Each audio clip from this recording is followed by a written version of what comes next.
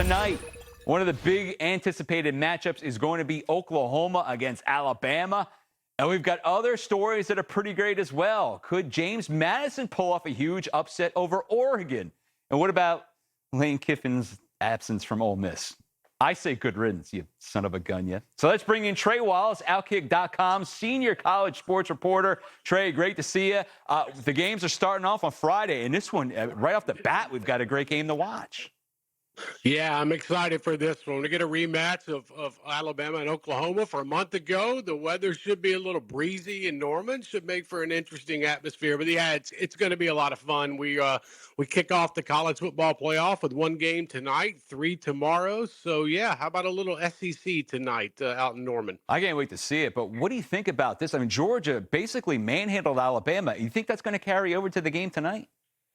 I think Alabama's going to be a little bit refreshed. They get some guys back from injury. I think the 2-week break gives them an opportunity to bounce back a little bit. So look, I would expect a low-scoring game tonight. I don't know about both of these offenses trying to go off, but at the same time, this could be something where it turns into a slugfest like we saw in Tuscaloosa here about a month ago. It's so fun. I can't believe we're starting off right off the bat with this one, and the temperature's going to be good. A little breezy, like you said, maybe affecting some of those longer field goals, maybe the passing game, but you're talking the latter part of the game. All right, let's get to the other game we're watching. This is going to be Miami and Texas A&M. This game should be fun also.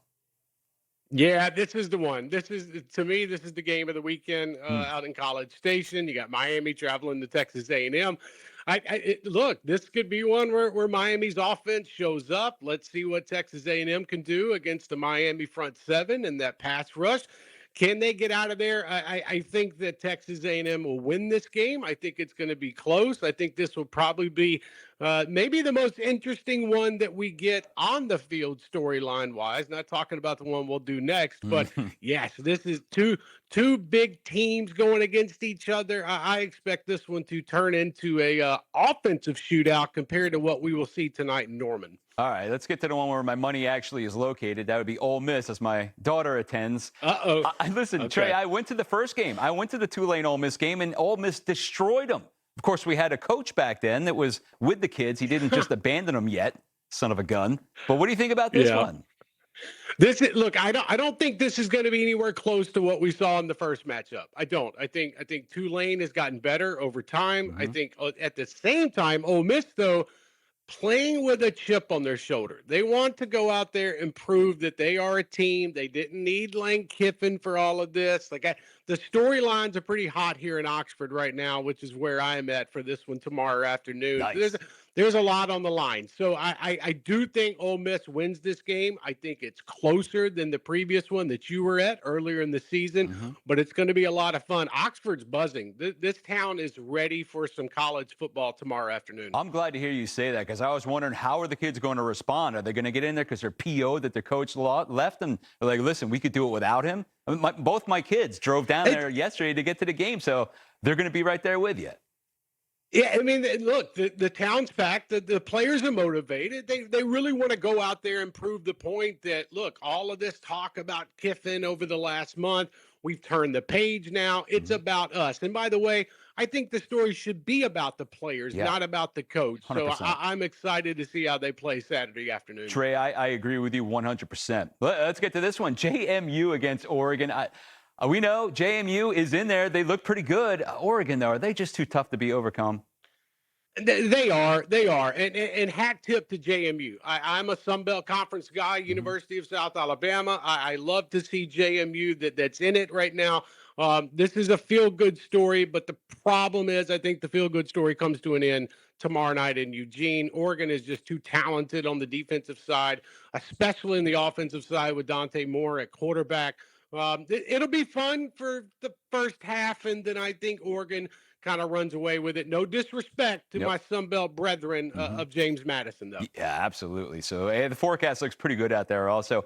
Trey, where are you staying out there in Oxford? Because I was trying to find some tickets. The Graduate, for instance, the hotel, I thought I saw $3,500 a night tickets, or maybe it was for 2 nights. Oh, you did? Oh, I got lucky. I got really, really lucky on booking this one, the University Inn. So it is what it is. The ticket prices, you brought up the Oregon game. It's crazy. Ticket prices for the Oregon game are about $80 for tomorrow night. going to cost you about $320 just to get in the gate here in Oxford. Oh my, yeah. I'm like, okay, great. Merry Christmas, kids, because I know where that money came from. It's my empty Yeah. pockets right about now. Santa Claus is bringing them CFP tickets, not anything else, I promise. You got that right. Trey Wallace, a pleasure to talk to you as always. Good luck. Have fun down there in northern Mississippi. Weather's going to be great for you, my friend. I promise I will, and I'll have a hottie toddy for you, buddy. I appreciate it. Merry Christmas, my friend. Merry. All right, listen, we got a Fox doubleheader also in the afternoon. We got defending Super Bowl champion Philadelphia, the Eagles, meeting up with the Washington Commanders. Eagles can clinch the NFC East with a win. I mean, they're playing NFC East. Who's in there? Oh, yeah, the Giants. Anyway, that's game one. Game two, the battle for the first place in the NFC North. You're talking about the Green Bay Packers headed up to Chicago to play the Bears. So they're heading downstate, getting over the border and into Illinois. Should be fun. It's a rematch from 2 weeks ago, if you remember that one. Green Bay did win that game. You remember it was a cold one. Both teams can clinch a playoff spot if they win and a little bit of help. More NFL games on Sunday. Most of you are going to see the Los Angeles Chargers at the Dallas Cowboys. Kickoff there is at 1 p.m. Eastern. It all starts with Fox NFL Sunday at noon Eastern time.